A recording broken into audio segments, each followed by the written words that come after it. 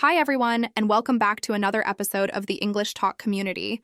I'm Julia, and I'm really glad you're here with me today. Whether you're listening while you're walking, commuting, cooking, or just relaxing, thank you for making time to join us. This podcast is all about helping you become more confident and more natural when speaking English, no matter where you're from or what level you're at. And today, we're going to dive into something that makes a big difference in how you're understood when you speak, pronunciation. Let me ask you something.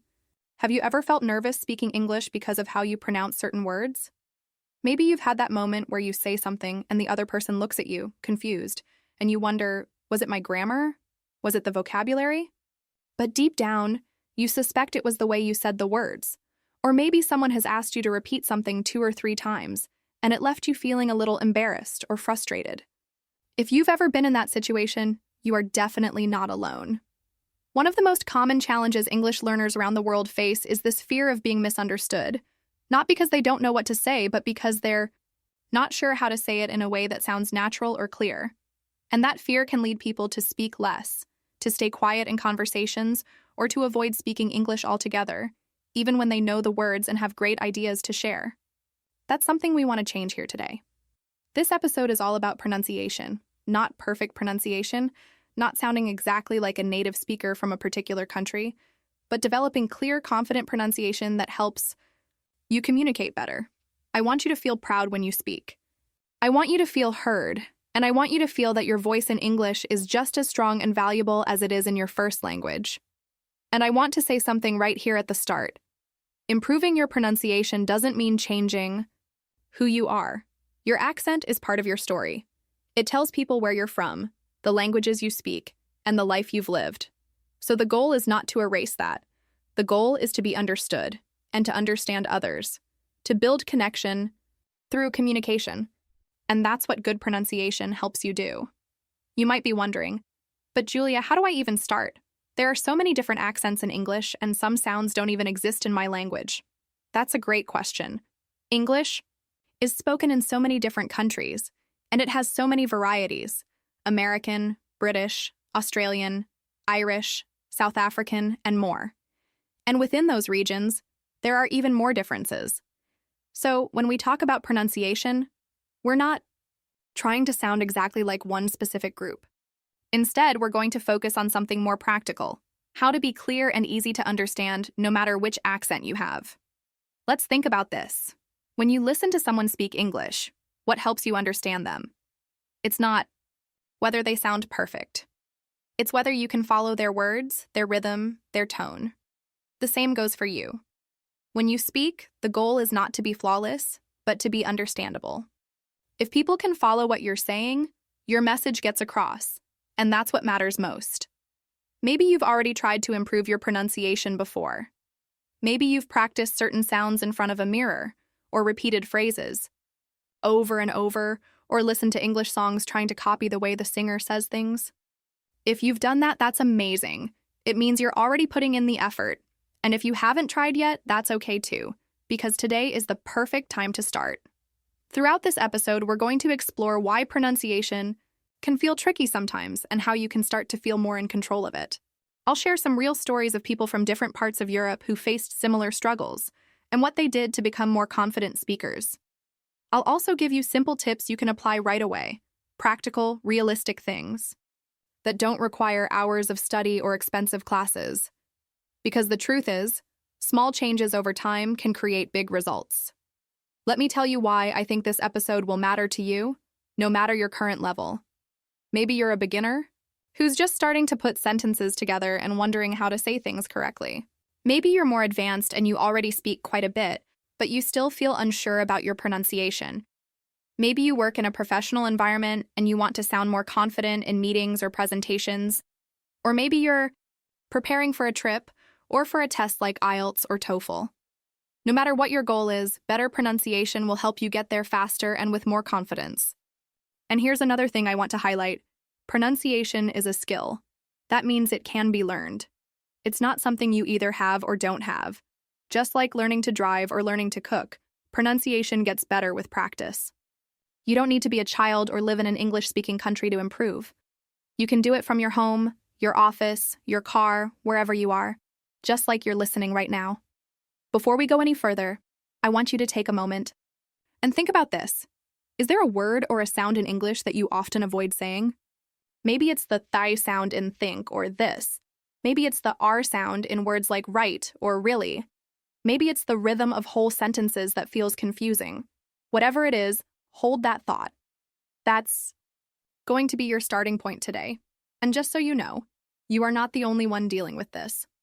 There are thousands of listeners right now in places like Paris, Rome, Lisbon, Vienna, and Prague who are asking themselves the same question. How can I make my English sound better? And the answer starts with attention, awareness, and a little bit of practice every day. So as we move forward, I want you to stay curious, stay open. Don't judge yourself if something feels difficult.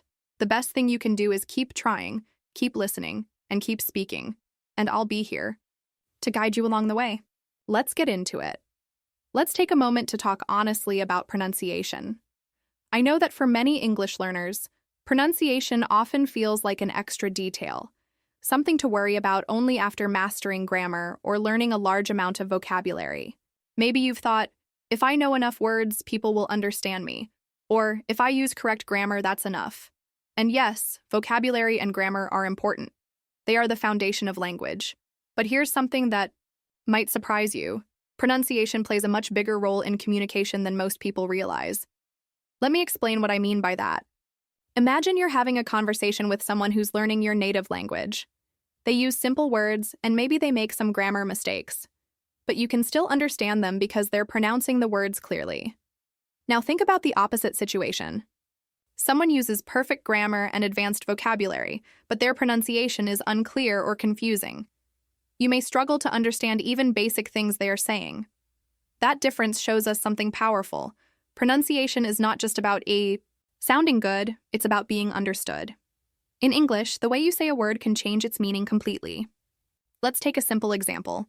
Imagine someone wants to say beach, but the vowel sound is unclear, and it comes out as something very different. Or imagine trying to say sheet of paper, and again, one sound changes everything. These may seem like small mistakes, but they can completely change the listener's understanding. And often, learners feel embarrassed or anxious because they realize they said something that sounded wrong or inappropriate, even if their grammar was perfect. So let's be clear. Pronunciation is not about perfection. It's not about erasing your accent or sounding like someone else. It's about clarity. If people can understand what you're saying the first time, without asking you to repeat, that's good pronunciation. And that's something you can work on, step by step, no matter your age, your background, or how long you've been learning English. I've spoken with so many learners from across Europe, people from Milan, from Budapest, from Barcelona, who all shared something in common. They felt their grammar was decent. They could write emails, read books, even watch movies in English. But when it came to speaking, especially in real-time conversations, they would freeze. And not because they didn't know what to say, but because they were worried about how it would sound. One person told me, I know the word, I know the sentence, but I'm afraid that I'll say it in a way that sounds weird and then people won't understand me. And honestly, that fear is very real. But it's also something we can overcome. What happens when you focus on pronunciation is that everything else becomes easier. Your listening improves because you begin to recognize the sounds you're trying to produce. Your confidence grows because you're no longer afraid of being misunderstood. Even your grammar and vocabulary become more useful because you can actually use them in conversation without hesitation. It's like unlocking a door that was holding you back from real communication. Think about it like this. Pronunciation is the delivery system for everything you want to say. You can have all the right words and grammar, but if your delivery is unclear, the message doesn't reach the listener. On the other hand, if your pronunciation is clear, even if you make small grammar mistakes or forget a few words, your message still gets through. That's the real goal, right? Communication, connection, understanding. Another thing I want you to remember is that pronunciation is not fixed. It's not something you're born with and stuck with forever. It's a skill. It's flexible. And like any skill, it improves with practice. You weren't born knowing how to ride a bicycle or type on a keyboard. You practiced, you made mistakes, you adjusted. Pronunciation is the same. No one expects you to be perfect, but people will appreciate your effort to be clear. Sometimes people ask me, "But Julia, I have a strong accent from my language. Isn't that a problem?" And the answer is no, not at all. Your accent is not a problem. Your accent tells a story.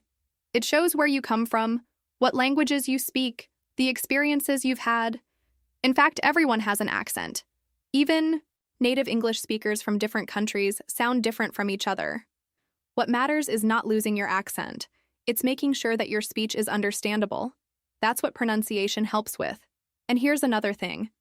In international settings, like in global business or when traveling, most people are not native speakers. In meetings, conferences, classrooms, and online spaces, you'll find people from all over the world speaking English with different accents. In those situations, clear pronunciation is even more important. When everyone speaks a little differently, being able to pronounce things clearly helps people follow your ideas. It helps build trust. It helps you stand out in a good way. Let's also talk about confidence, because pronunciation has a huge effect on how confident you feel when speaking. I've heard so many learners say, "I don't speak because I'm afraid I'll sound silly, or people might laugh at me if I pronounce something wrong." And I understand that fear. But let me tell you something. Most people are not judging you. They're just trying to understand you. And when you speak clearly, even with a few mistakes, they will understand. And you will feel more confident. Confidence doesn't come from waiting until you're perfect. It comes from taking action, from trying, from speaking even when you're unsure. And the more you focus on clear pronunciation, the more confident you will feel. Every time someone understands you the first time you say something, that's a win. That's progress. That's proof that your voice matters. One of the most beautiful things about learning a language is being able to share your thoughts, your ideas, your personality. Pronunciation allows those things to shine. It's not about showing off. It's not about being better than anyone else. It's about making sure that when you speak, your message reaches the listener. And when that happens, you create connection. That's what language is for. So, as we continue together today, I want you to carry this idea with you. Pronunciation is powerful. It's not just a detail. It's not just something to worry about later. It's a core part of how you express yourself in English. And the good news is, it's something you can improve little by little, with curiosity, attention, and practice. You don't need to change who you are. You just need to learn how to make your voice in English a little clearer, a little stronger, and a little more confident every day. Let me tell you a story. It's about a woman named Elena. She's from Madrid, Spain, and she's an architect. Elena has always been passionate about design. Ever since she was a teenager, she loved visiting buildings, sketching cityscapes, and imagining new structures that combined beauty with function. She studied architecture at one of the top universities in Spain, and later joined a prestigious international firm that worked on projects across Europe. Elena was hardworking, creative, and highly skilled. She spoke Spanish fluently, of course, and she had studied English for many years. She could read architectural articles, write emails to international partners, and even understand most of the conversations during meetings. But there was one thing she avoided as much as possible: speaking English out loud, especially during meetings. Especially when international clients or colleagues were present. She would stay quiet, even when she had good ideas to share. She would sometimes whisper her suggestions to her Spanish colleagues, hoping they would present them instead. The reason? Her pronunciation. Elena had a strong Spanish accent when she spoke English. Some of the sounds felt unnatural to her. The sh in words like structure or solution, the th in words like method or thought. The rhythm of English also felt fast and unpredictable. Every time she tried to speak, she worried she would pronounce something the wrong way and that others would not understand her. Worse, she worried they might judge her or think she was less professional. That fear grew over time. Even though her English vocabulary was strong and her grammar was solid, she would plan every sentence in her head before saying anything.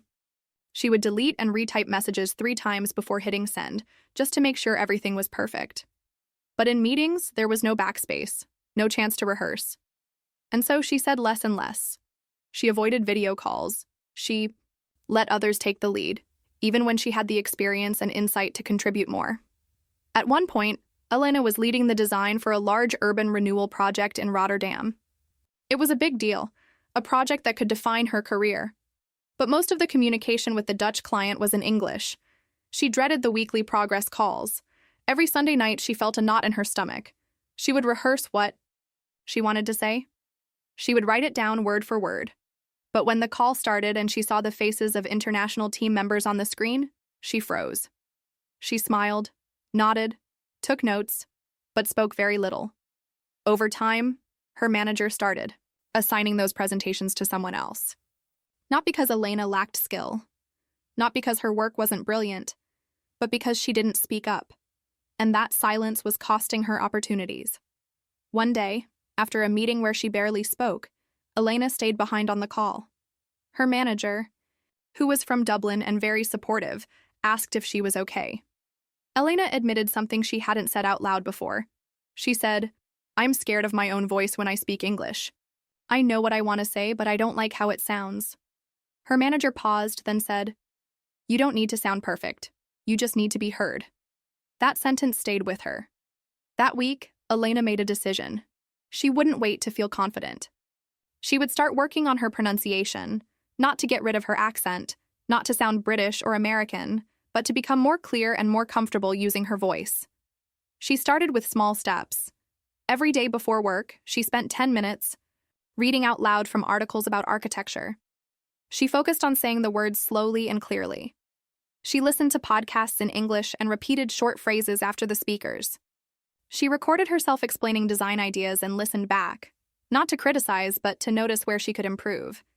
She practiced the sounds that were most difficult for her, like T and R, one by one. At first, she felt awkward. Hearing her own voice in English was strange, but after a few weeks, something began to shift. She noticed she was hesitating less. She was beginning to trust her own sound. In the next client call, when someone asked for her opinion, she didn't freeze. She took a breath and she answered, slowly, clearly, not perfectly, but she spoke. Over. The next few months, she kept going. She stopped hiding behind emails and started taking ownership of her ideas in meetings. She still made mistakes from time to time, but people understood her. They appreciated her contributions. They started turning to her with questions and asking for her input directly. And most importantly, she stopped avoiding the spotlight. One moment that stood out came 6 months later. Elena was invited to present her project at a conference in Berlin. It was a 10-minute talk in English, in front of an audience of professionals from across Europe. Old Elena would have said no, but this time she said yes. She prepared her speech, practiced her pronunciation, and even added a bit of humor to make the audience smile. When the day came, she stepped on stage with nervous energy but calm determination. And she delivered it beautifully. After her talk, several people came up to her and complimented her presentation. One woman from Copenhagen said, "You speak English so clearly. I understood every word." Elena smiled, not because she had been perfect, but because she had been heard. Her journey didn't end there. She continued working on her pronunciation, but now it felt like a tool, not an obstacle. Her career continued to grow. She started mentoring junior architects who were also non-native speakers, reminding them that their voices mattered too. And she would often say to them what her manager once said to her, "You don't need to sound perfect. You just need to be heard." Elena's story reminds us that the fear of pronunciation can be powerful, but the power to overcome it is even stronger. It's not about removing your accent or hiding where you're from. It's about speaking with enough clarity and confidence that others can hear your ideas, because your ideas deserve to be shared. After Elena realized how much her pronunciation fear was holding her back, the next challenge was figuring out how to change it. She didn't want to feel anxious every time she had to speak English. She didn't want to keep avoiding meetings or missing out on presenting her own work. But like many learners, she wasn't exactly sure where to begin. She wasn't looking for a dramatic overnight transformation. She just wanted to feel a little more comfortable using her voice. And so she made a very important decision. She would take the first step, a small one. It started with just 10 minutes a day. Elena told herself, "I'm not going to try to fix everything at once. I'm just going to practice a few sounds that I know are difficult for me." She remembered the times in meetings when people asked her to repeat herself. There were certain sounds that always seemed to cause confusion, words with th, like think or through, or words with sheesh like she or share. She also noticed that when she said words like world or girl, the combination of letters and sounds often felt impossible to pronounce clearly. So that's where she began. Every morning, before starting work, she would sit with her notebook, a list of words, and her phone. She picked one sound to focus on. For example, she started with the th sound. In Spanish, that sound doesn't exist, so it felt strange and unnatural at first. She searched for examples like thank, thought, through, nothing, and together. She listened to recordings of native speakers saying these words and repeated them slowly, exaggerating the sound just to feel it more clearly. At first, it was awkward. She felt like her tongue didn't know where to go. But she kept going. She would say each word out loud 5 or 10 times, then put it into a simple sentence. Thank you for your time. I thought about that yesterday. She went through the door. These weren't complicated sentences. They were simple, short, and clear. That was the goal. Clarity, not complexity. Then she moved on to the esh sound, which sometimes came out sounding too much like chai in her speech. She practiced words like she, share, shop, and sure. Again, repeating them slowly, clearly, and then building simple sentences. She is working today. Let's share the screen. I'm not sure. It was a quiet kind of practice. No pressure, no one watching, no need to perform. Just focused repetition in a safe space where she could make mistakes and learn from them. She didn't try to fix every sound in 1 week. Instead, she made a list of the most common problem sounds for her and focused on just one per week. Over time, she added more. The short I sound in sit versus the long E sound in seat, the R sound in right, the V and B distinction in words like very and berry. These small distinctions made a big difference in how people understood her. One trick Elena discovered early on was recording herself. It felt strange at first. No one really enjoys hearing their own voice, especially in another language, but it became one of the most useful tools in her journey. She would read a short paragraph out loud, record it, and listen back, not to criticize herself, but to notice. Was she rushing? Were certain words unclear? Did some syllables disappear completely? Often she was surprised. Some things sounded better than she expected, and others she could now hear more clearly as areas to improve. She also started practicing what she called micro-conversations.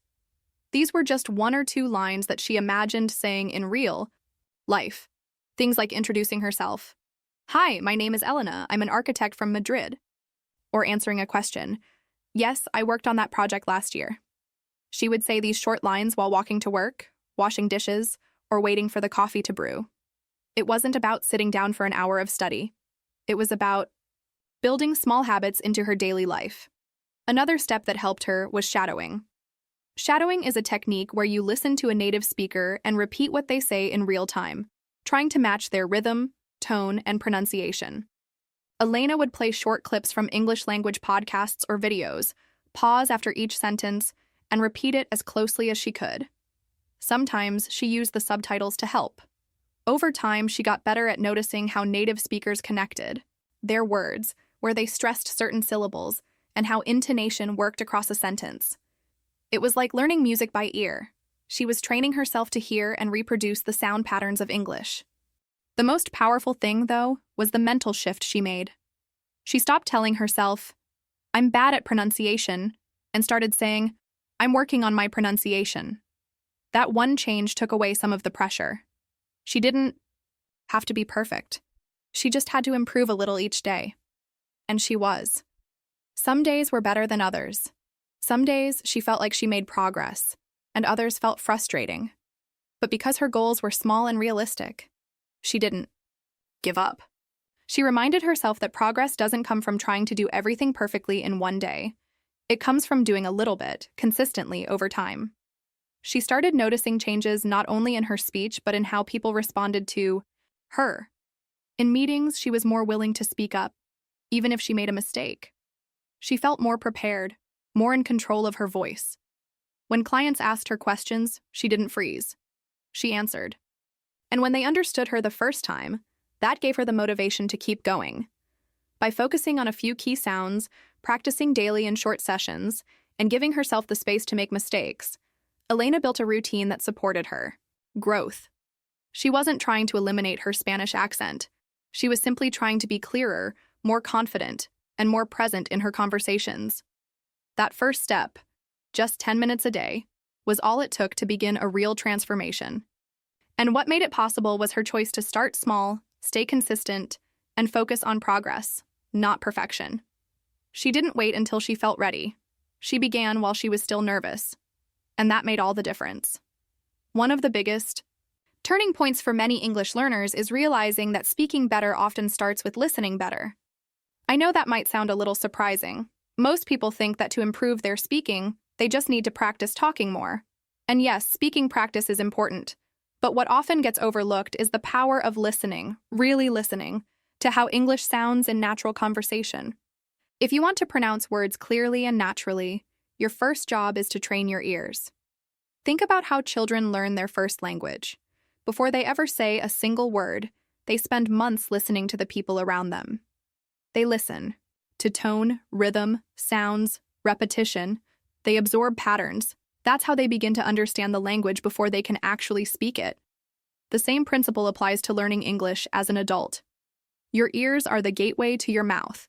If you can't hear the sounds clearly, it's very hard to reproduce them correctly. So if you're wondering how to begin improving your pronunciation, a great first step is to increase your listening exposure. I always encourage learners to start listening to English every day, even if just for a few minutes. You don't need a textbook or a classroom to start. Use podcasts, music, and films.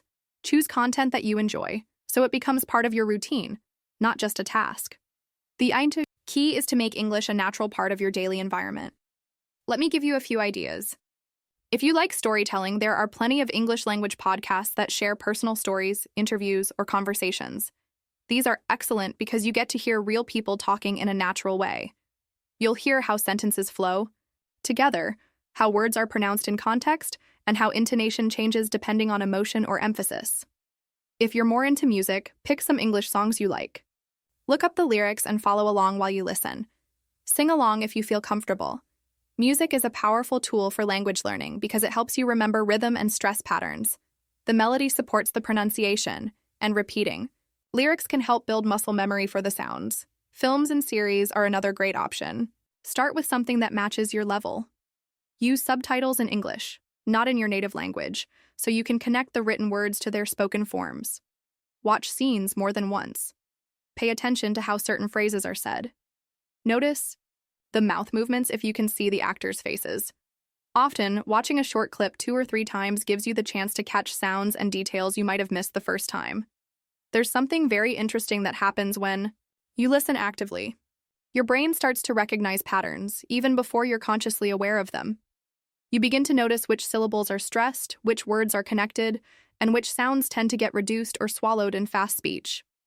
This awareness is incredibly valuable, because the more you recognize these patterns, the more naturally you'll be able to reproduce them when it's your turn to speak. Listening is not just a passive skill. It's an active form of training. One simple technique I love is called pause and repeat. You listen to a sentence, pause the audio, and then try to repeat what you heard exactly as it was said. Focus on the rhythm, not just the words. Try to match the speed, the intonation, and the feeling behind the sentence. It's okay if it's not perfect. The goal is to get closer with every try. Some learners also benefit from using minimal pairs. These are words that sound almost the same, but differ by one sound. For example, bit and beat, or ship and sheep. Listening to these carefully helps your ear become more sensitive to subtle differences.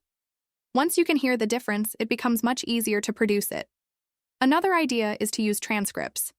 If you're listening to a podcast or watching a video that has a transcript available, try this. Listen once without reading, then listen again while reading along. The first time helps you train your ears to catch the sounds. The second time connects those sounds to the words on the page. You'll start to notice which sounds are clear and which ones you tend to miss. That awareness alone helps your brain adjust and fine-tune your listening ability. Now, I know some of you might be thinking, but I don't understand everything when I listen in English. That's completely normal. You don't need to understand every single word to benefit. Focus on the big picture first. What's the main idea? Then zoom in on details. If something is confusing, go back and listen again. Repetition is your friend. In fact, one of the best habits you can build is listening to the same content multiple times. Maybe you have a favorite podcast episode or a short video clip that you enjoy. Don't just listen once and move on. Go back to it again the next day. Each time you'll hear something new. Maybe a sound you didn't notice before. Maybe a phrase that now feels more familiar. This repeated exposure builds confidence and improves comprehension, and that directly supports your pronunciation. When you train your ears consistently, something starts to shift. You begin to speak more clearly without forcing it. You don't have to guess how a word should sound, because you've already heard it many times in real conversations. Your mouth follows what your brain already recognizes. That's why listening is not just a passive step. It's one of the most powerful actions you can take to improve your spoken English. And remember, you don't have to do this for hours every day. Even 10 minutes of focused listening can make a difference. The important thing is consistency. Make listening a part of your routine. Play a podcast while you cook dinner. Listen to a song while walking to work. Watch a short video before bed. The more English you hear, the more natural it will begin to sound. And when it sounds natural in your ears, it will start to feel natural in your mouth. Let's talk about one of my favorite pronunciation tools. It's a technique that's simple, powerful, and anyone can use it from anywhere. It's called shadowing. If you've never heard of shadowing before, don't worry. I'm going to guide you through it step by step, and by the end of this episode, you'll be able to start using it on your own. So, what is shadowing exactly? The shadowing technique is when you listen to a sentence or phrase in English and repeat it immediately after, trying to copy the rhythm, intonation, and pronunciation as closely as possible. The idea is that you're shadowing the speaker, like an echo, but with attention and intention. You're not just repeating words, you're imitating the melody, the music of English. This helps your brain and mouth work together to produce more natural-sounding English. Let me give you a very simple example. Imagine you hear the phrase, "How are you today?" You don't just repeat the words mechanically. You listen closely to how the speaker says it. What's the rhythm? Where's the stress? Does the voice go up or down at the end? Once you catch that, you repeat it immediately, trying to sound just like the speaker. Not just the words, but the tone, speed, and emotion. You become a kind of mirror for the sentence.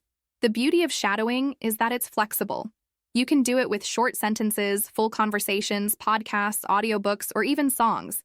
You can start slow and build up. In the beginning, I recommend using short and simple phrases.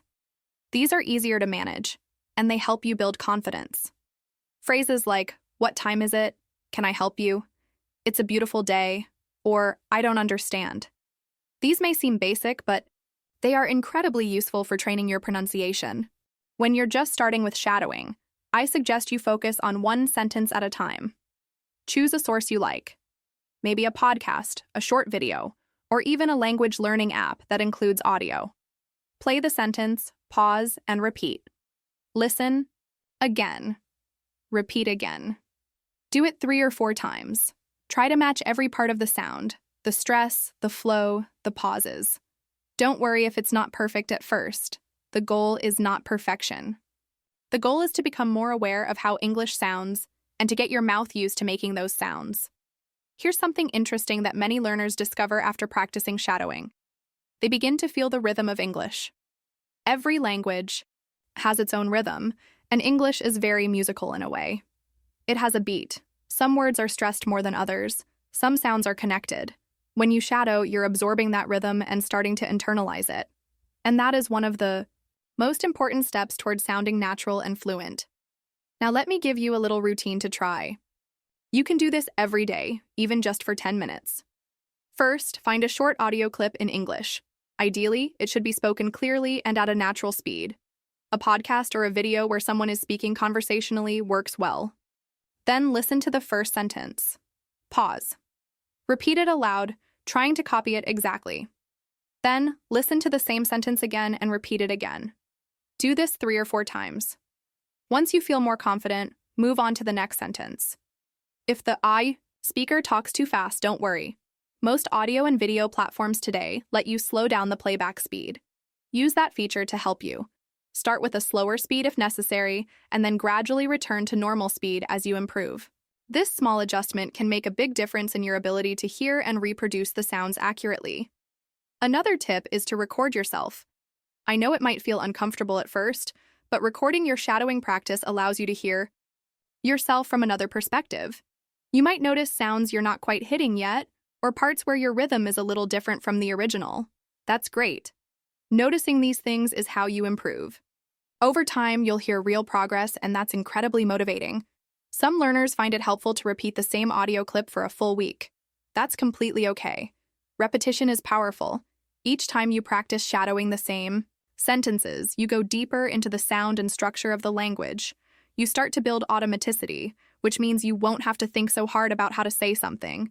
It will just come out more naturally. One of the reasons shadowing is so effective is that it forces you to focus on the details. When we listen passively, it's easy to miss the little things that make English sound natural. The reductions, the contractions, the linking between words. But when you're shadowing, your brain is working hard to pick up on all of that. And the more you do it, the more fluent your speech becomes. I once worked with a student named Marcus from Berlin. He had a great vocabulary and solid grammar, but his speaking felt a little robotic. He didn't know where to stress words, and his speech lacked that natural English flow. When we introduced shadowing into his practice routine, things changed quickly. He started using short podcast clips, repeating them each morning. After just a few weeks, his pronunciation improved dramatically. More than that, his confidence grew because people stopped asking him to repeat himself. Shadowing helped him sound more natural and feel more connected to the language. That's the kind of progress that's possible when you commit to small, consistent actions. Shadowing isn't magic, but it works like magic over time. It trains your ear, your mouth, and your mind to work together. You start to sound less like a learner and more like a speaker. And that's a huge step forward in your journey to fluency. So the next time you listen to something in English, don't just listen. Shadow it. Pick a phrase. Repeat it. Feel the rhythm. Match the voice. Practice it again. Let your body learn the language, not just your brain. English becomes something you feel and express, not just something you study. Let me tell you a story about someone who turned a simple daily habit into a powerful tool for improving his English pronunciation. His name is Martin, and he lives in Berlin. Martin is a mechanical engineer who works for a large international company that often collaborates with teams in the UK and the US. His written English was excellent. He could read and write emails, reports, and technical documents without any problem. But when it came to speaking, Martin felt a constant sense of hesitation. He used to describe it like this: "It's as if the words are all inside my head, but when I open my mouth, something blocks them." Martin told me that he felt uncomfortable during meetings, especially on conference calls where the only thing people could judge him by was his voice. He worried that his pronunciation would make him sound less professional, or even worse, that others wouldn't understand him. This fear made him avoid speaking up, even when he had valuable input. And that's something many people can relate to. It's not just about the language, it's about feeling heard and respected. One day, after yet another meeting where he stayed quiet, Martin decided he needed to change something. He didn't want to keep missing opportunities just because of pronunciation. He started researching techniques for improving his speaking skills and came across the concept of shadowing. At first, he was skeptical. Could repeating sentences really make such a big difference? But something about the simplicity of the method appealed to him. It didn't require any expensive courses or complicated materials. Just his phone, a pair of headphones, and a bit of time. Martin decided to combine shadowing with a habit he already had: walking. Every evening after work, he liked to go for a 30-minute walk around his neighborhood. It helped him relax, clear his mind, and get some fresh air. So, he thought, why not use that time to work on his English? He downloaded a podcast with native English speakers and chose a few short episodes that focused on everyday conversations. At first, he just listened. He wanted to get used to the rhythm and flow of the language. Then, after a couple of days, he started repeating what he heard, quietly at first, just whispering the phrases under his breath as he walked. He chose simple, natural phrases. Things like, "That sounds great," "Let me check," "I'm not sure yet," and "I'll get back to you." These are the kinds of sentences people use in real-life conversations, especially in the workplace. Martin paid close attention to the way the speakers pronounced the words, how they stressed certain syllables, how they connected the words together. He paused the audio after each sentence, repeated it several times, and then moved on to the next one. After about a week of this daily routine, Martin started to notice something interesting. The sentences were coming out more smoothly. He didn't have to think so hard about each word. It felt more natural, more automatic. He was building muscle memory in his mouth, just like you would when learning to play an instrument. And that gave him a small boost of confidence. He kept going, day after day, rain or shine. Some days he did 15 minutes, other days he did 40, but he stayed consistent. Over time, the impact became even more noticeable. During meetings, he began to speak up more. He still felt a little nervous, but the words came out more clearly. His pronunciation was sharper, his rhythm more natural. One of his British colleagues even commented, "Your English is sounding really smooth lately." That one sentence meant a lot to Martin. It was confirmation that his effort was paying off, but perhaps the biggest change wasn't in his voice. It was in his attitude. Martin began to approach English with a different mindset. He no longer felt like pronunciation was this impossible barrier. It was a skill, something he could practice and improve, just like any other skill. And that realization changed everything. It gave him the courage to participate more, to ask questions, to joke with his colleagues, to make small talk after meetings. He was no longer just listening, he was contributing. Martin also noticed improvements outside of work. On a trip to London, he had no trouble asking for directions, ordering food, or chatting with people at a local coffee shop. He even struck up a conversation with a fellow tourist from Canada and talked for over 20 minutes, all in English. This kind of progress didn't happen overnight. It took weeks of consistent practice. But by combining shadowing with something he already enjoyed, walking, Martin made it part of his lifestyle. It became a natural habit, not a chore. He told me something I'll never forget. He said, "I used to think speaking English fluently was about learning more words or mastering grammar, but now I understand it's more about practicing what I already know, out loud, with confidence, over and over again." That insight is powerful. Sometimes we already have the knowledge inside us. What we need is repetition, rhythm, and a method to bring it to life. Shadowing during his walks gave Martin a safe, low-pressure way to train his pronunciation every single day. No one was watching, no one was judging. It was just him, his voice, and the sounds of English. That kind of environment is perfect for building fluency. It removes fear and replaces it with curiosity and enjoyment. So whether you live in a big city like Berlin or a small town, whether you walk in the park or around your apartment, know that you can use that time to grow. Martin's story is proof that with a simple routine and a little dedication, pronunciation can go from a weakness to a strength. You don't need a perfect accent. You just need to be clear, confident, and understood. And that starts with taking the first step, just like Martin did. Let's take a moment to talk about something that many learners struggle with but rarely say out loud. The idea that you need to sound like a native speaker to be a good English speaker. If you've ever found yourself thinking, "My accent isn't good enough," or "I'll never sound American or British," I want you to pause and really listen to this. Because today, I want to help you shift that mindset and focus on something far more important: clarity.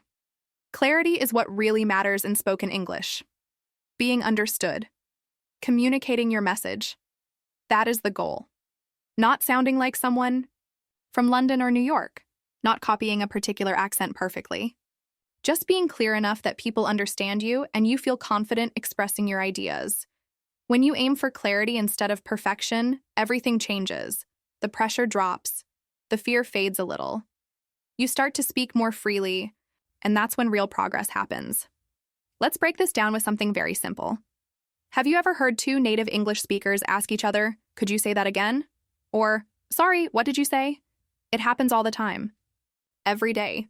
Even between people who have been speaking English since they were born. Why? Because communication is not just about pronunciation or vocabulary. It's about focus, background noise, speed, accents, distractions, and sometimes just not catching a word. Asking someone to repeat is part of normal conversation. It's not a sign of failure. It's a sign of real human communication. So if a native speaker can ask for repetition without shame, so can you. You don't have to be perfect. To communicate well, you just need to be clear enough. Think about this. Would you rather speak with someone who has a perfect accent but speaks too fast, mumbles, or uses very complicated words? Or someone who speaks slowly, clearly, and uses simple phrases even if they have a noticeable accent? Most people would prefer the second person. Why? Because communication feels easier, more natural, and more successful. Let me give you an example. There's a man I met during a language exchange event named Paolo. He's from Milan and speaks English with a strong Italian accent. But the way he speaks is so clear. His rhythm, the way he separates words slightly, the way he emphasizes key points. It all makes him very easy to understand. I've seen him talk with people from Canada, Ireland, and Australia, and no one ever struggles to understand him.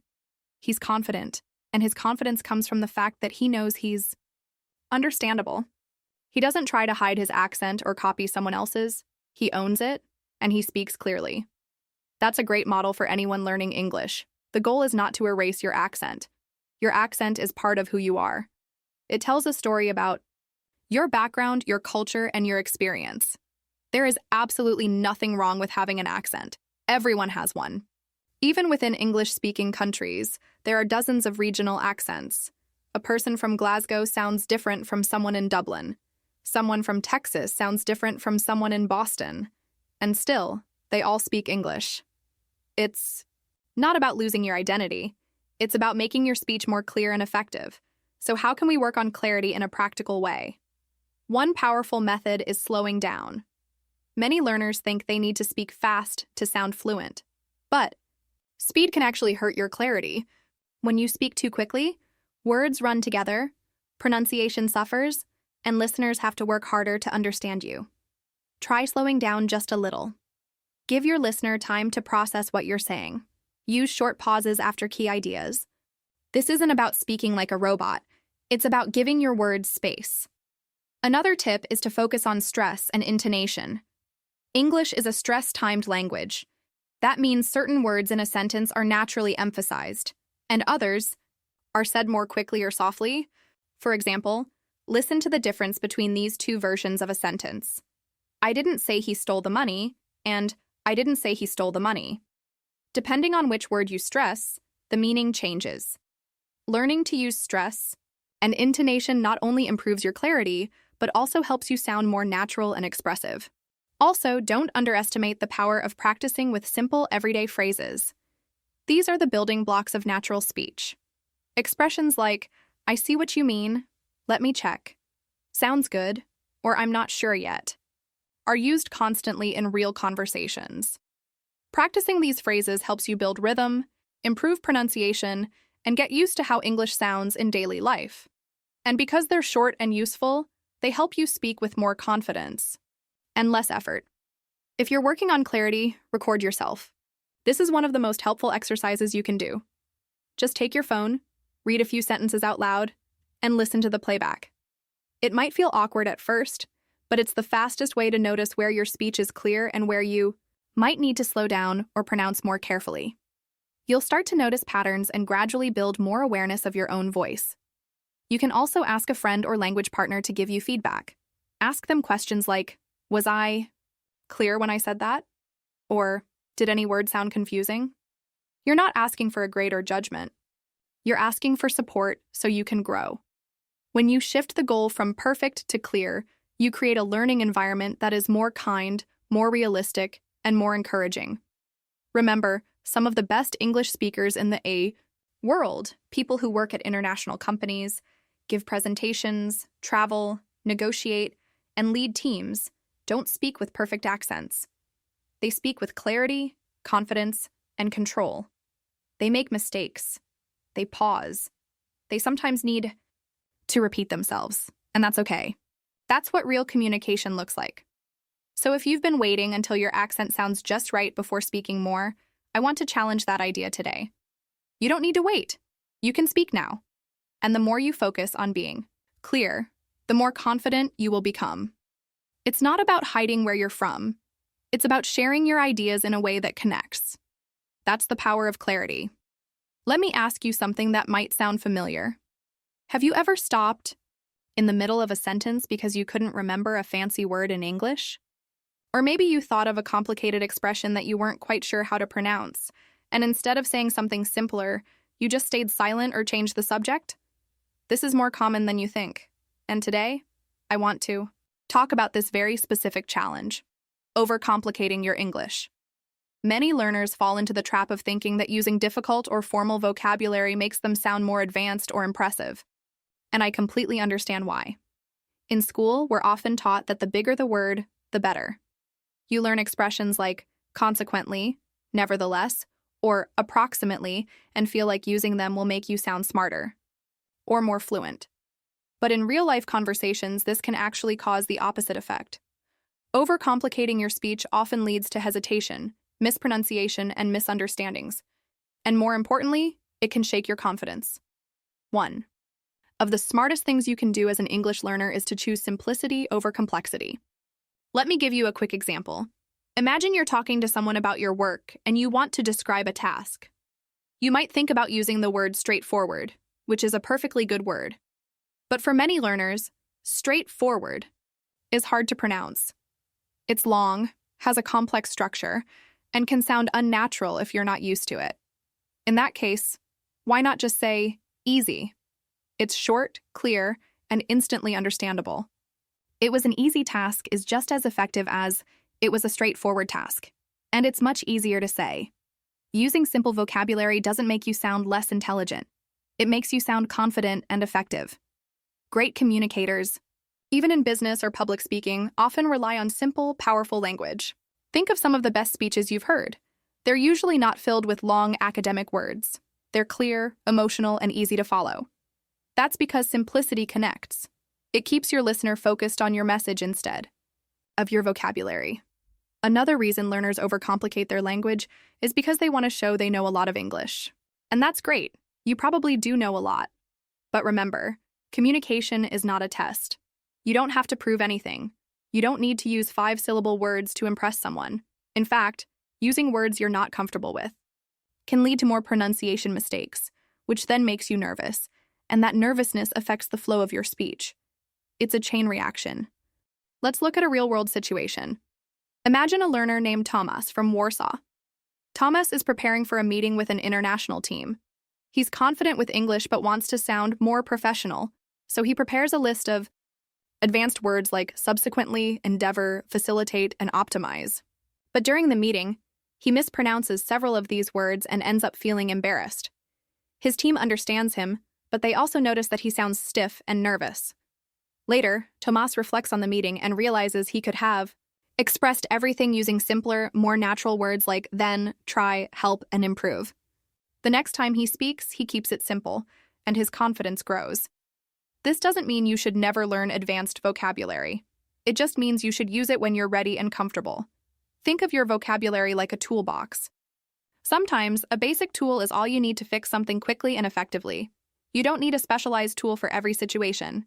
If you feel confident with a word, use it. But if a simpler word communicates your idea just as well, choose that one. You'll speak faster, more clearly, and with less stress. Let's do a few more examples together. Instead of saying utilize, say use. Instead of commence, say start. Instead of purchase, say buy. These are all accurate replacements, and they're more common in everyday speech. Not only are they easier to pronounce, but they also help you sound more natural. Native speakers use these words all the time. In fact, if you listen closely to podcasts, interviews, or TV shows, you'll notice that most of the language is quite simple. People prefer words that are direct and easy to process. Another benefit of using simple words is that they make your English more universal. Remember, English is a global language. When you speak with someone from Tokyo, Paris, Istanbul, or Oslo, they may not be familiar with the same advanced vocabulary as someone from New York or London. But simple, everyday words create understanding across all levels and backgrounds. Choosing simple words helps more people understand you no matter where they're from. Also, let's not forget pronunciation. Long, complex words are often harder to pronounce, especially if they contain multiple syllables or tricky letter combinations. Mispronouncing these words can lead to confusion, But when you use short and familiar words, your speech becomes more fluent and you don't waste energy trying to get the word right. You can focus instead on how your message sounds as a whole, your rhythm, your confidence, your connection with the listener. This small mindset shift, choosing simplicity, can have a big impact. It makes your English sound more natural. It reduces hesitation. It boosts your confidence. And it helps you build real conversations, not just memorize impressive vocabulary lists. You'll feel more relaxed, and people will enjoy talking to you because your message is easy to follow.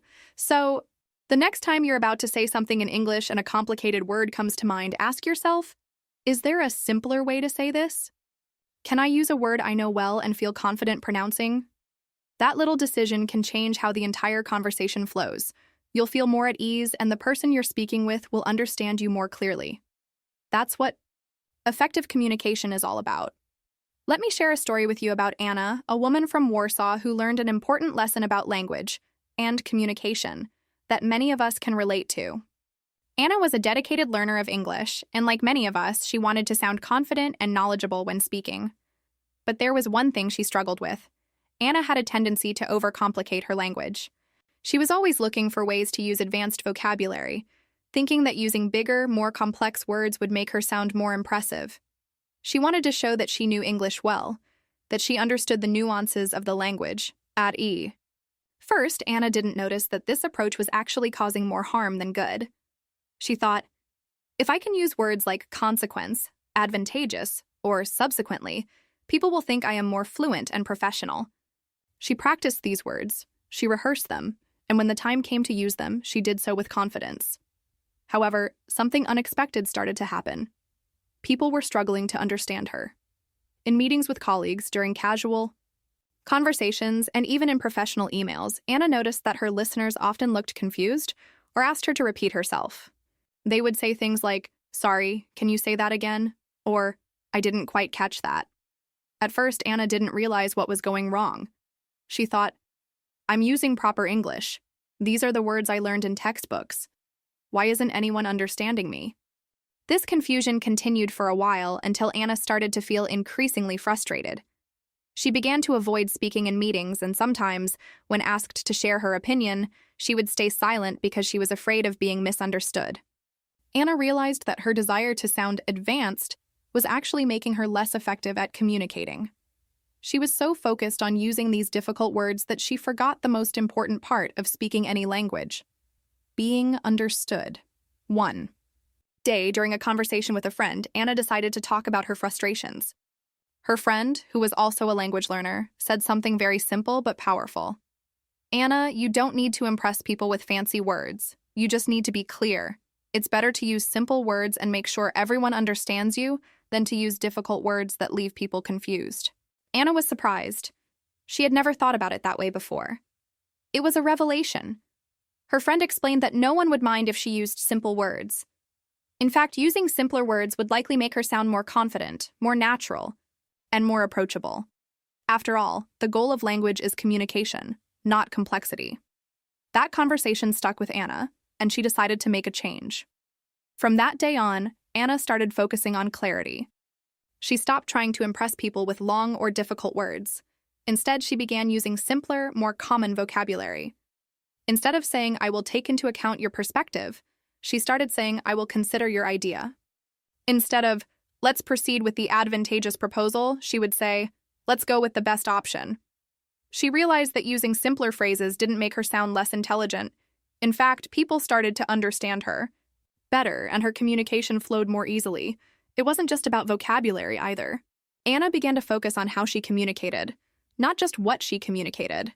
She learned that the key to effective communication wasn't just in the words she used, but in how she said them. She slowed down her speech, used pauses to emphasize key points, and made sure to enunciate every word clearly.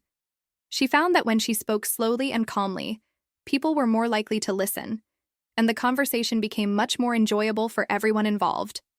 As Anna started using simpler words, her confidence grew. She didn't have to worry about mispronouncing a difficult word or accidentally using a phrase incorrectly. She could speak naturally without the pressure of sounding perfect. Her colleagues began to appreciate the clarity of her communication. They asked her for her opinion more often, and her ideas were understood and respected. But here's the most important part of Anna's story. Her relationships with people started to improve. She wasn't just getting her point across more easily, she was also connecting with others on a deeper level.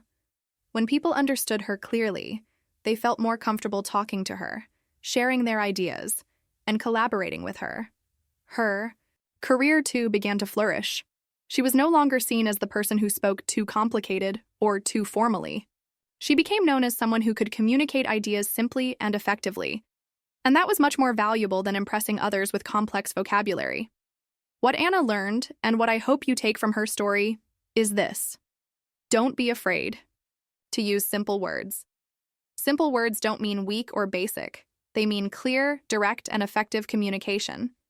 It's a reminder that your value as an English speaker doesn't depend on how many difficult words you know, but on how well you can connect with others. The best communicators are often the ones who can express complex ideas in the simplest way possible. This doesn't mean you shouldn't work on expanding your vocabulary. It just means that you should never sacrifice clarity for complexity. You think about your own language learning journey, I encourage you to ask yourself, when you speak, are you focusing on being understood, or are you trying to impress others with big words? Are you choosing clarity, or are you overcomplicating things? It's a small shift in mindset, but it can make a huge difference in your confidence, your communication, and ultimately, your success in learning English. Anna's story is a great example of how we can all improve our English by focusing on the essentials: clarity, simplicity, and connection. If you're struggling with this right now, don't worry, you're not alone. With practice and by letting go of the need to be perfect, you'll start to speak English with more confidence and ease. Just like Anna, you'll discover that sometimes the simplest words are the most powerful. Let's talk about something that might make you a little uncomfortable at first, but I promise it's one of the best things you can do to improve your English pronunciation: recording yourself speaking. Yes, I know, the thought of hearing your own voice can be a bit strange, maybe even a little uncomfortable. Most people don't love the sound of their own voice when they hear it played back, but trust me, this simple technique can do wonders for your English pronunciation and fluency. So let's dive in and explore how this can help you improve your speaking skills. The first thing to know is that recording yourself speaking allows you to hear what others hear when you talk. When we speak, we often don't realize how we sound. We may think we're pronouncing words correctly or speaking clearly, but when we hear the playback, we realize there's something different about how we actually sound. Maybe a certain word or sound is hard to say, or maybe we have a tendency to speak too quickly, mumble, or leave out certain sounds. The key to improving is being able to identify these areas so that you can work on them.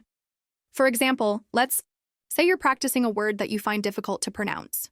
It could be a word like comfortable or enthusiastic. When you first record yourself saying these words, you might notice that you're mispronouncing part of the word or rushing through it. But once you hear it, you can slow down, correct your pronunciation, and practice it again until it feels more natural. Recording yourself lets you pinpoint those small but important mistakes that you might otherwise overlook. It's a powerful way to improve because you're actively listening to your own speaking and making adjustments.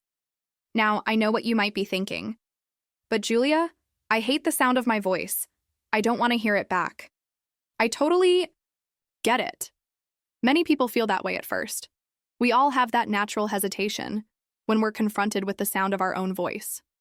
But here's the thing. When you push through that discomfort and listen closely to the recording, you'll start to notice things that you wouldn't hear while speaking. You'll hear how well you're enunciating each word and whether your pronunciation matches that of native speakers. And while it might feel strange at first, it's the first step toward sounding more fluent and confident in English. It doesn't have to be a big production either. You don't need expensive equipment or a professional studio. All you need is your phone or a computer, a quiet space, and a few minutes. Start with simple sentences or short paragraphs. You can even start by reading aloud from a book, a news article, or a script from a podcast. Once you've recorded yourself, listen to it carefully. Pay attention to the words that are hard to pronounce, the sounds that are tricky, or the places where your speech might be unclear. For instance, many learners struggle with vowel sounds in English. Words like ship and sheep might sound similar, but they have different vowel sounds that can be difficult to distinguish. By recording yourself saying these words, you can hear if you're making a mistake, and then practice again to get it right. The more you listen, the more you'll notice areas for improvement. You might hear that you're speaking too fast, or you might realize you're not fully pronouncing the ending of certain words, like important or interesting. These are small adjustments that will help you sound clearer and more natural when you speak. Another benefit of recording yourself is that it gives you a chance to track your progress over time. If you're someone who feels like your pronunciation hasn't improved much, this can be a game changer. Record yourself. Now, then listen to that recording a few weeks or months later. You'll be amazed at how much you've improved. The more you practice and listen to yourself, the more you'll notice how your pronunciation becomes more natural and confident. You'll also start to recognize the specific areas where you've made the most progress, which can help motivate you to keep going. Now, I know that some of you might be nervous or self-conscious about recording yourselves, and that's completely normal. It's easy to feel shy or critical of our own speaking, especially when we're just starting out. But think of this as a tool for growth, not as a judgment of how good or bad your speaking is. Every time you record yourself, you're simply gathering data to improve. It's not about being perfect. It's about noticing where you can get better and then taking action.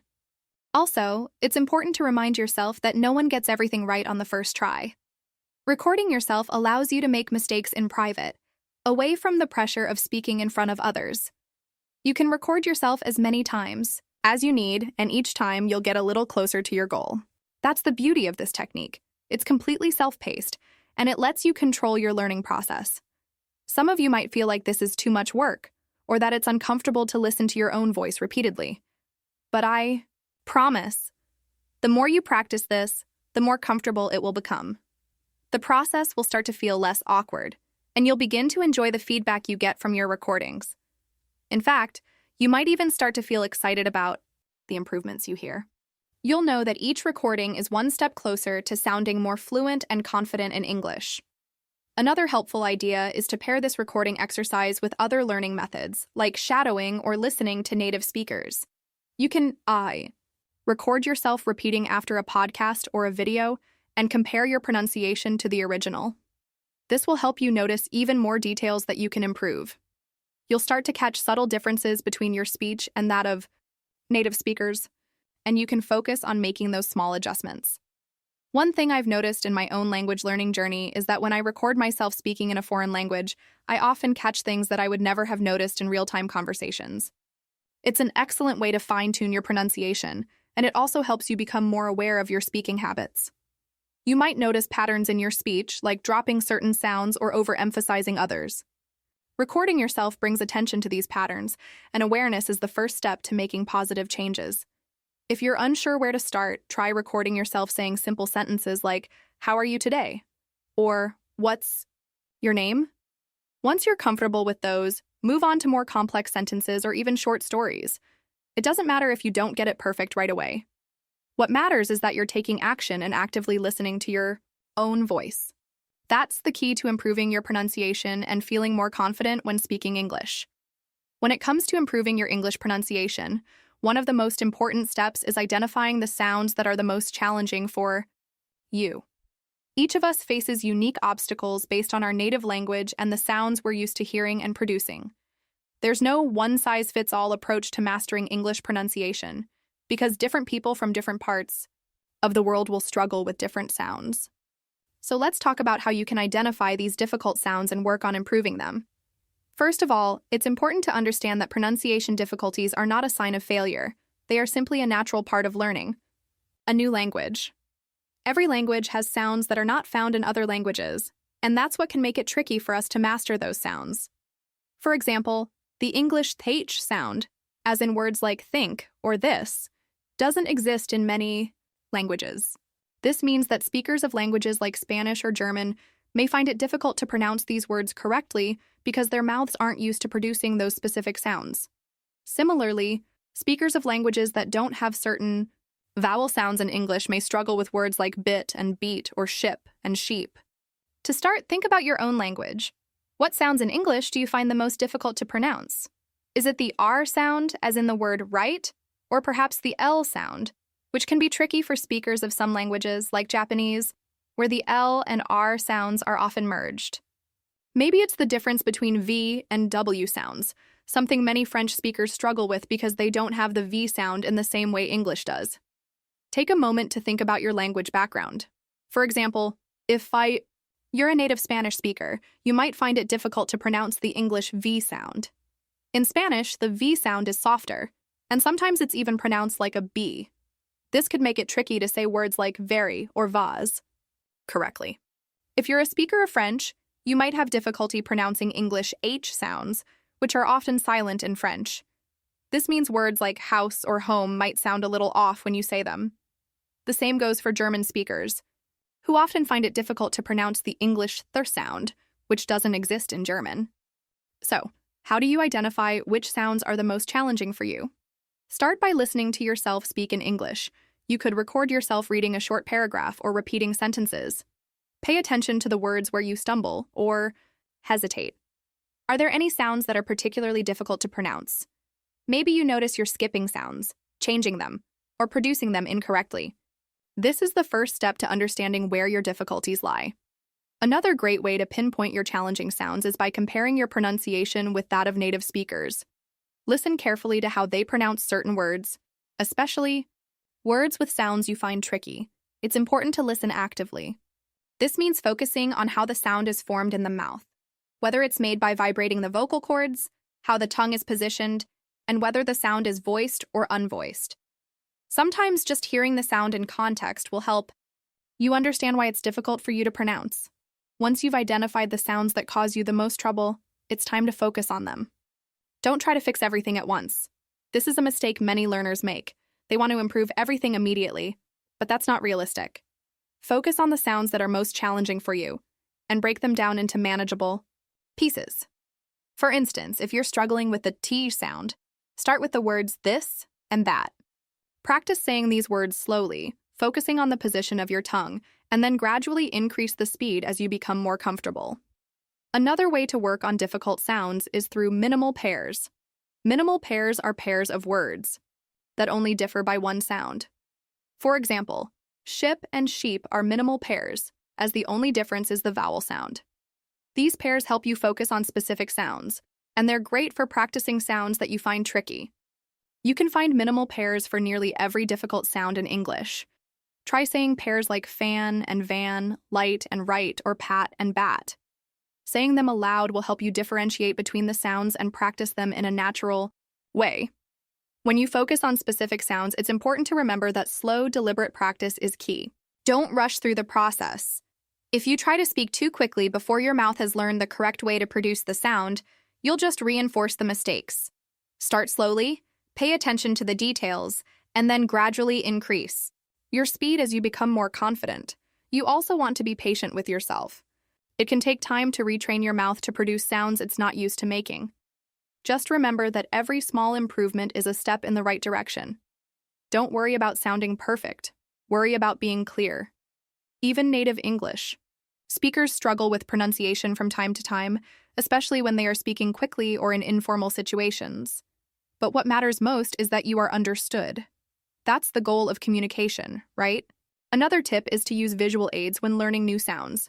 For example, for the TH sound, you can look in the mirror while you practice.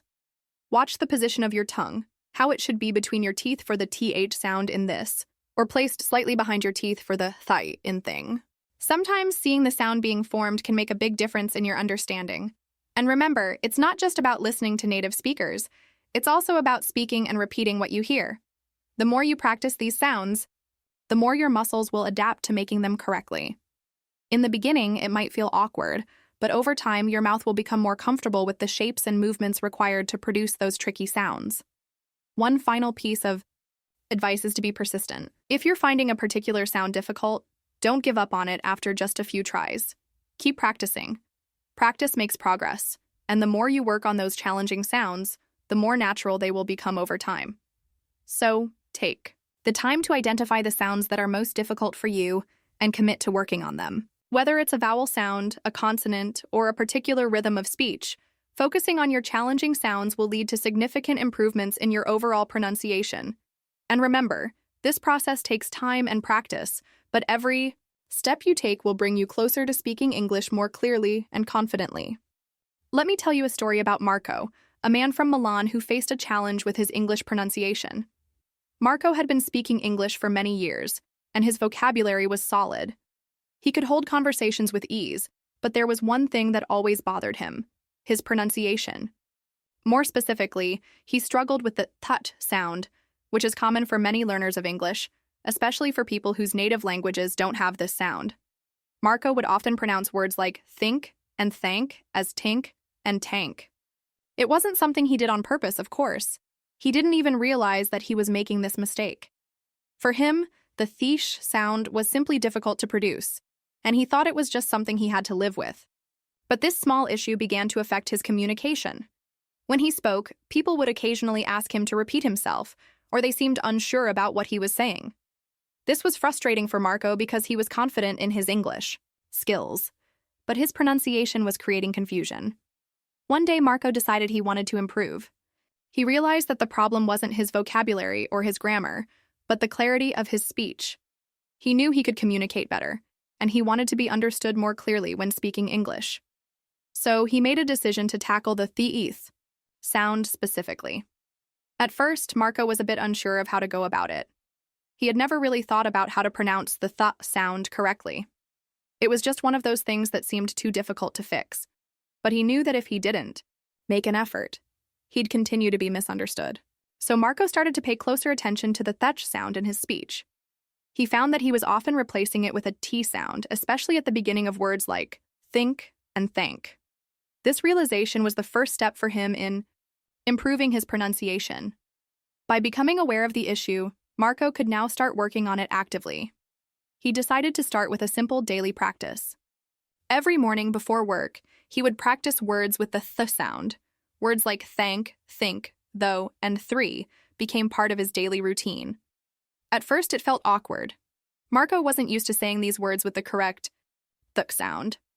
He'd say them slowly, paying attention to the position of his tongue, how it had to rest between his teeth to produce the soft th sound, rather than pushing it against the roof of his mouth or replacing it with a t sound.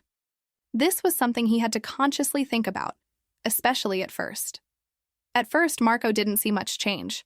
He felt like he was making progress, but it was hard to tell if his pronunciation was truly improving. But he didn't let that discourage him. He understood that progress in language learning often comes slowly, and consistency was key. So he kept at it.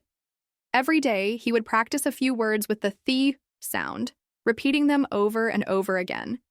He used recordings of native speakers to model his pronunciation, and he would repeat after them, trying to match their rhythm and tone. As the weeks went by, Marco started to notice a difference. His th sound was becoming more natural. Words like think and thank started to feel less awkward to say, and he was able to say them with greater confidence. More importantly, he felt that his speech was becoming clearer, and the people he spoke with seemed to understand him better. He no longer had to repeat himself as much, and conversations flowed more smoothly. The breakthrough came when Marco had a business meeting with an international team. For the first time, he didn't feel self-conscious about his pronunciation. He was able to communicate without worrying about how his th sounded. He was focused on the content of the conversation rather than his speech, and his confidence in his spoken English grew. After the meeting, a colleague from the UK commented that his English had improved, and he seemed to be speaking more clearly. Marco felt a surge of pride, knowing that his hard work had paid off. The key takeaway from Marco's experience is that small, consistent practice can lead to significant improvement. His focus on the t-sh sound didn't just help him pronounce certain words better. It helped him become more confident in his spoken English overall. Marco learned that improving pronunciation isn't about trying to sound like a native speaker or achieving perfection. It's about clarity. When he was able to pronounce words more clearly, people understood him better, and his communication became more effective.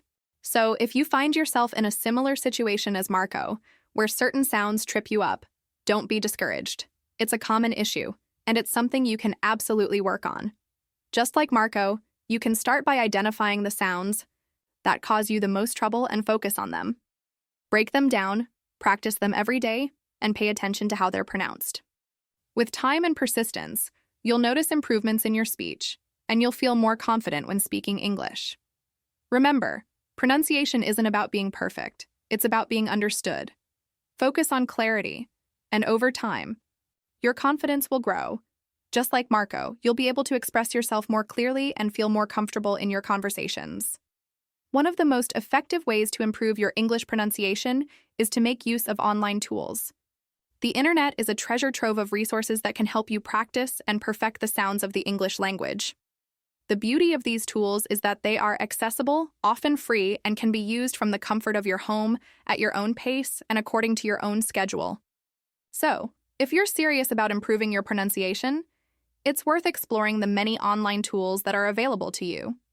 First, let's talk about online dictionaries with audio features. These are incredibly helpful because they allow you to hear the correct pronunciation of words. Many online dictionaries, such as Cambridge Dictionary or Oxford Learner's Dictionary, provide audio recordings for each word, pronounced by native speakers. This is invaluable because it gives you a model to mimic. If you're unsure about how a word is pronounced or how a particular sound should be articulated, all you have to do is look it up in an online dictionary and listen carefully. The beauty of these dictionaries is that they often offer both British and American pronunciations, so you can familiarize yourself with different accents and variations in pronunciation. By listening to these recordings multiple times, you can get a clearer idea of the rhythm, intonation, and stress patterns of English. This repetition helps reinforce correct pronunciation and helps you recognize the sounds that are most challenging for you. As you practice, you can start mimicking the sounds as closely as possible, paying attention to the finer details like the mouth position, tongue placement, and airflow that are needed to produce each sound correctly. Now let's talk about another powerful resource, YouTube. If you're looking for videos that focus specifically on pronunciation, YouTube has a wealth of content that can guide you. There are countless channels dedicated to teaching English pronunciation, and many of them break down the intricacies of sounds, stress, and intonation.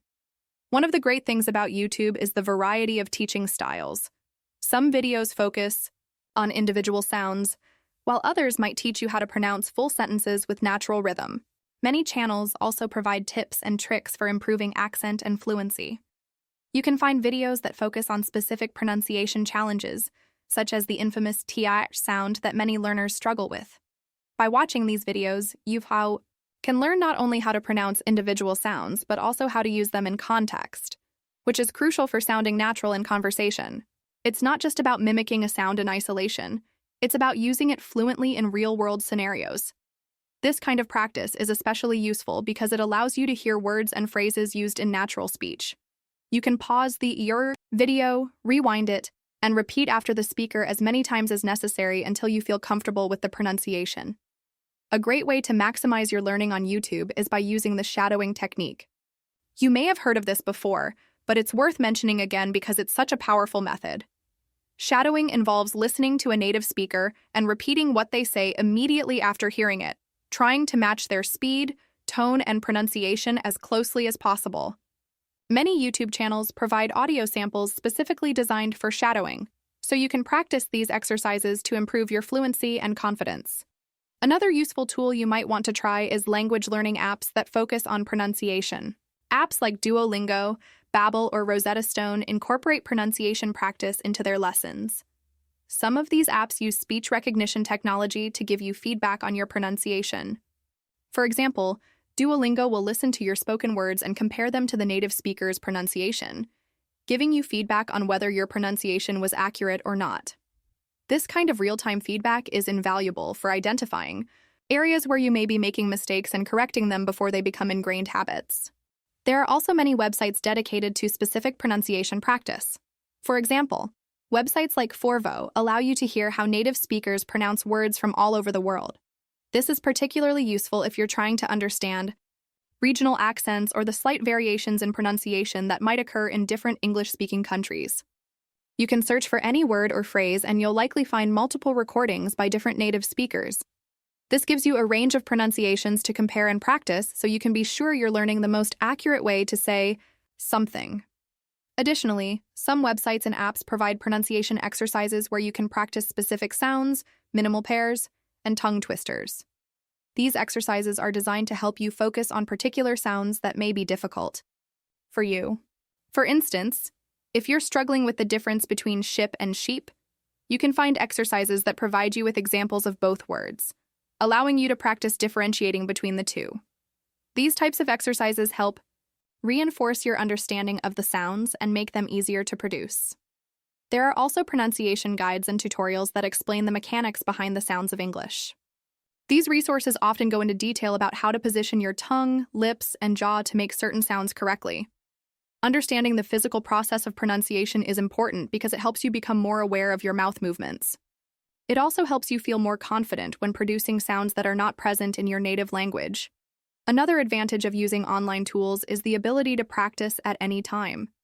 The internet allows you to access a world of pronunciation resources whenever you need them, whether you're on the go, at home, or during a lunch break. This makes it easy to fit pronunciation practice into your daily routine, even if you don't have a lot of time. A 5-minute session here and there, when done consistently, can make a huge difference in your overall pronunciation. Using online tools can also help you break down the learning process into manageable steps. Instead of feeling overwhelmed by the idea of mastering pronunciation as a whole, you can focus on one sound or one word at a time. The ability to target specific areas of difficulty, practice them, and then move on to the next challenge is an effective way to make progress without feeling discouraged. The best part is that many of these tools are free. You don't have to spend money on expensive courses or hire a private tutor to improve your pronunciation. You can get started right now with just your phone, computer, or tablet. And if you're consistent with your practice, you'll see noticeable improvements in your pronunciation over time. Remember, improvement takes time and effort, but the resources are out there and you have the tools to succeed. One of the most enjoyable and effective ways to improve your pronunciation is by practicing with songs and dialogues from movies. These resources not only offer you the chance to hear native speakers in action, but they also allow you to practice rhythm, intonation, and emotion, all of which are essential components of natural speech. When you use songs and movie dialogues as part of your practice routine, you're not only improving your pronunciation, but also developing a more authentic and fluid speaking style. Let's start with songs. Music has a unique ability to stick in our minds, and we often find ourselves singing along without even realizing it. This makes songs a fantastic tool for language learners. When you listen to a song, especially one with a slow tempo, you can focus on the pronunciation of individual words as well as the overall rhythm of the language. By singing along, you're training your mouth to move in a way that matches the natural flow of English speech. One of the great things about songs is that they often have a clear, repetitive structure. The chorus, for example, is usually sung several times throughout the song, which gives you multiple opportunities to practice the same words and phrases. This repetition is key to reinforcing pronunciation patterns. When you sing along, try to focus not only on the words but also on the musical rhythm.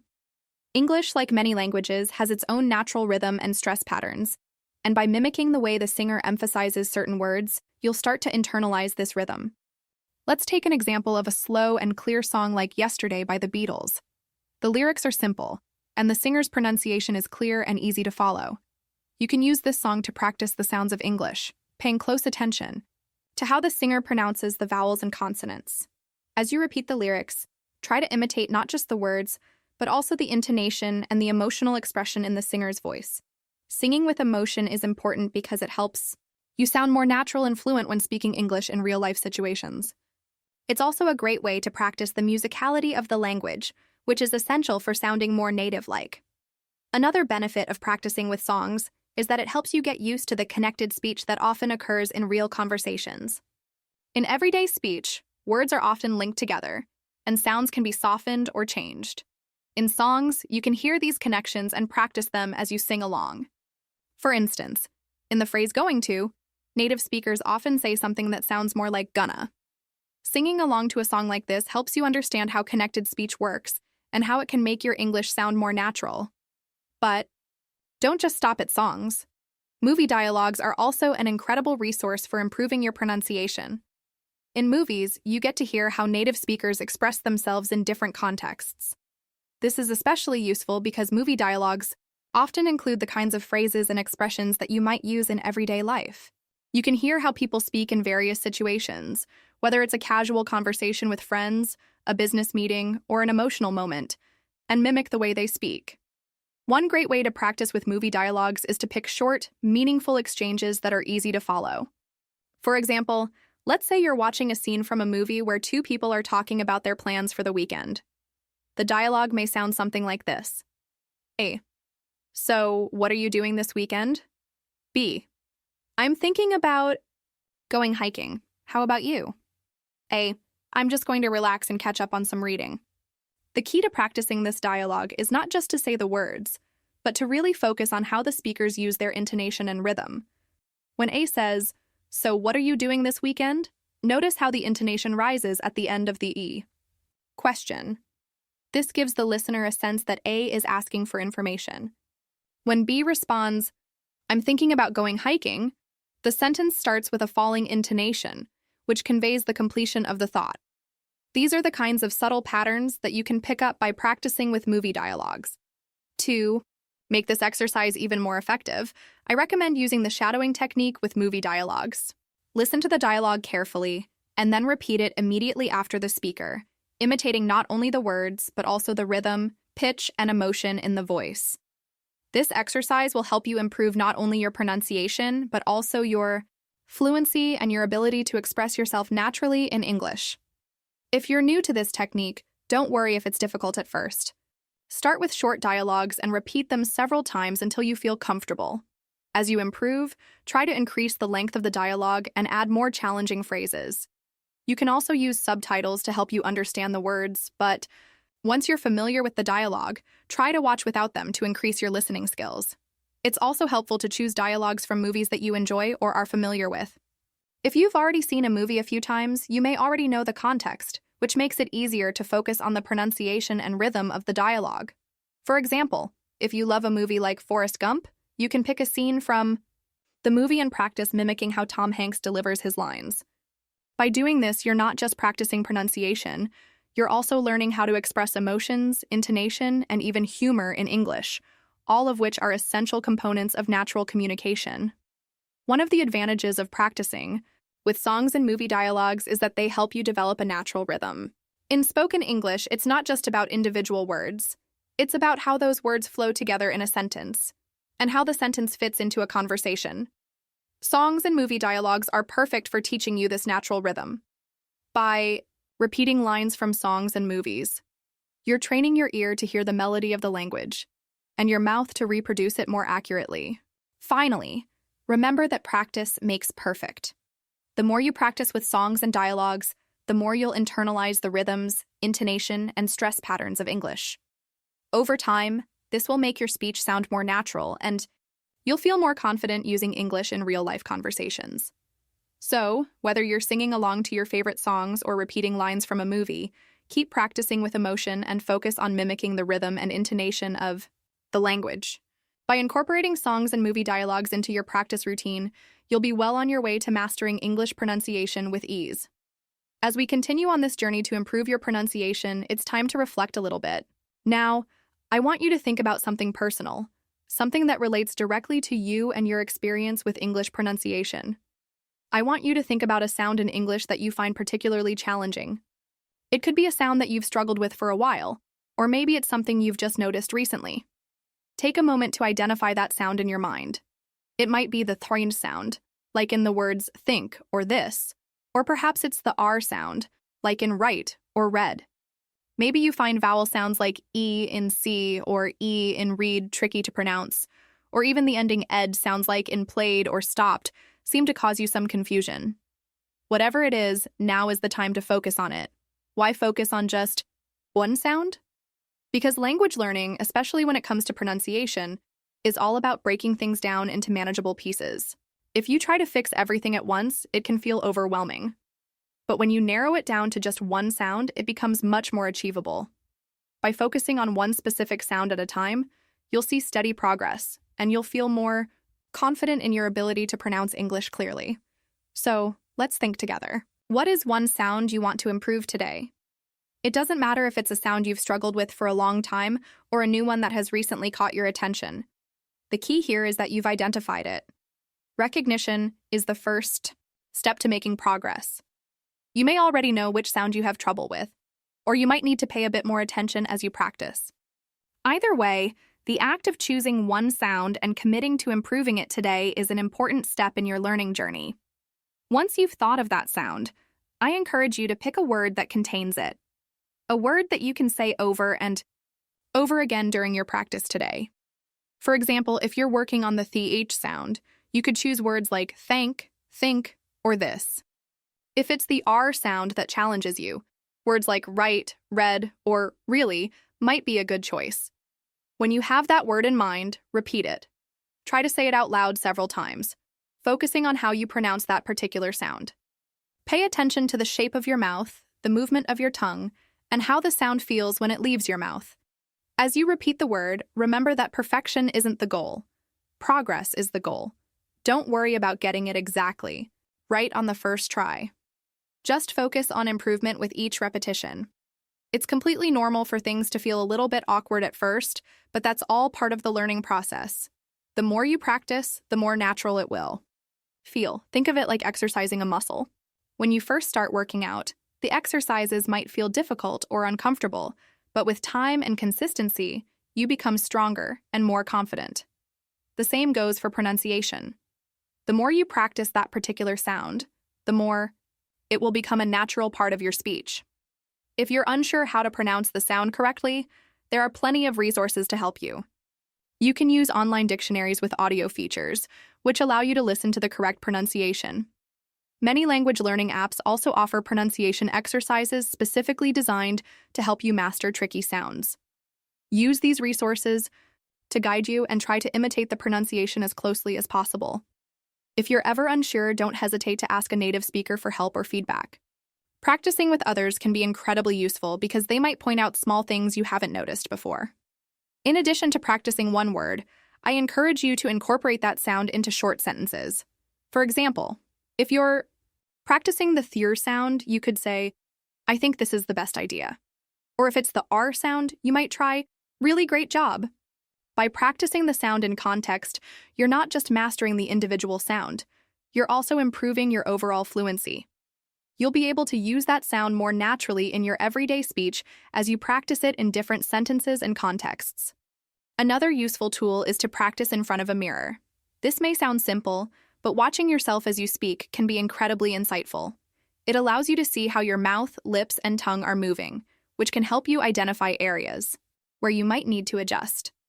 For example, if you're practicing the th sound and you notice that your tongue is not positioned between your teeth, you can adjust your technique.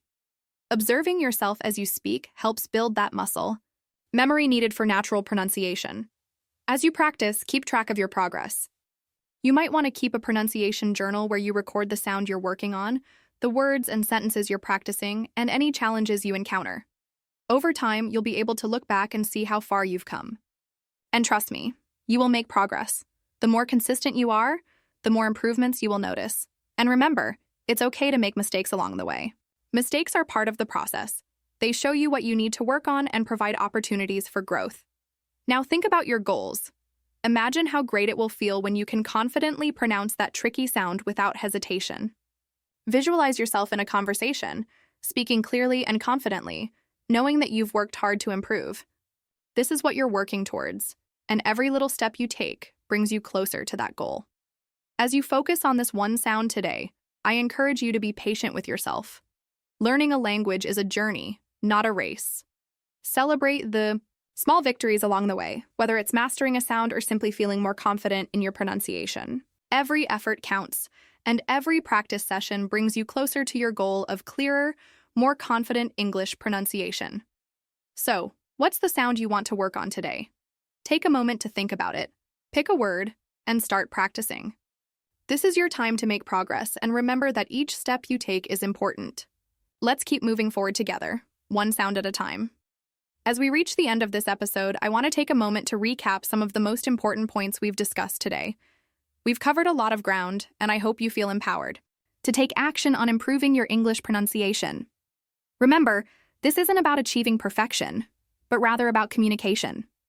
It's about being understood, feeling confident when you speak, and embracing the journey of learning and improving. One key point we touched on is that pronunciation isn't about sounding exactly like a native speaker. There's no one right way to speak English, and accents are part of what makes language beautiful. What matters is clarity. As long as you're being understood, that's what truly counts. Don't be discouraged if your accent isn't perfect. Focus on making your speech clear and accessible. Another major takeaway from today is the idea of small, consistent steps. As we've discussed with several examples, including Elena from Madrid and Martin from Berlin, the process of improving pronunciation doesn't happen overnight. It happens when you focus on one sound at a time, practice consistently, and make adjustments as you go along. You don't need to change everything at once. Instead, just start with one specific sound. And as you gain confidence in that area, you can move on to others. We've also learned how valuable it is to listen first. Before you try to speak, take the time to immerse yourself in the language. Listen to podcasts, music, or watch movies in English. By doing this, you train your ear to recognize the sounds and rhythms of the language, which will make it easier for you to reproduce those sounds correctly when you speak. The shadowing technique is another powerful tool we've explored. By repeating short phrases after a native speaker, focusing on rhythm and intonation, you can greatly improve your fluency and pronunciation. Whether it's a sentence from a podcast, a scene from a movie, or a song lyric, shadowing helps you practice in real-life contexts, making it more fun and engaging. And let's not forget about the importance of choosing simple, clear words over complicated ones. Sometimes we think using big words will impress others, but if you can't pronounce them clearly, it might have the opposite effect. Instead, use words that are easy for you to pronounce. The goal is communication, not complexity. Keep your speech clear, and you'll be much more effective in getting your message across. Throughout this episode, I've also encouraged you to make use of all the tools available to you, whether that's recording yourself to listen for mistakes, practicing in front of a mirror, or using online resources to get feedback on your pronunciation. The more tools you have at your disposal, the more efficiently you can learn and grow. Remember, learning pronunciation is like learning anything else. It requires practice, patience, and persistence. Don't be discouraged if it feels slow at times. Everyone progresses at their own pace, and as long as you keep practicing, you will get better. Just like any skill, the more time and effort you invest, the more natural it will feel. So, if you struggle with a sound or get frustrated, remember that's a normal part of the learning process. You're getting closer to your goal with each practice session. I also want to encourage you to take small steps every day. Even 5 minutes a day practicing a particular sound can make a huge difference over time. Consistency is key. Don't feel pressured to practice for hours on end. Focus on little daily improvements and you'll be amazed at how much progress you'll make. One final thought. It's important to celebrate every bit of progress, no matter how small. Every time you notice yourself getting better at a sound or speaking with more confidence, that's something to be proud of. Language learning is a journey, not a race. You're building a skill that will serve you for the rest of your life, and every little improvement is worth celebrating. Before we wrap up, I want to remind you of something important. This process of improving your pronunciation takes time, but it is absolutely achievable. With the tips we've discussed today, along with your dedication and effort, you'll make significant strides in your pronunciation. Keep working on the sounds that challenge you, practice regularly, and don't be afraid to make mistakes along the way. Now, if this episode has been helpful to you, I'd love for you to share it with a friend. Maybe they've been struggling with their pronunciation too, or maybe they're looking for ways to improve their English. Let's create a community where we can all learn from each other, share tips, and practice together. The more we practice, the more confident we'll become in our abilities. So, keep practicing, keep listening, and remember that every step you take brings you closer to being the best communicator you can be. You've got this.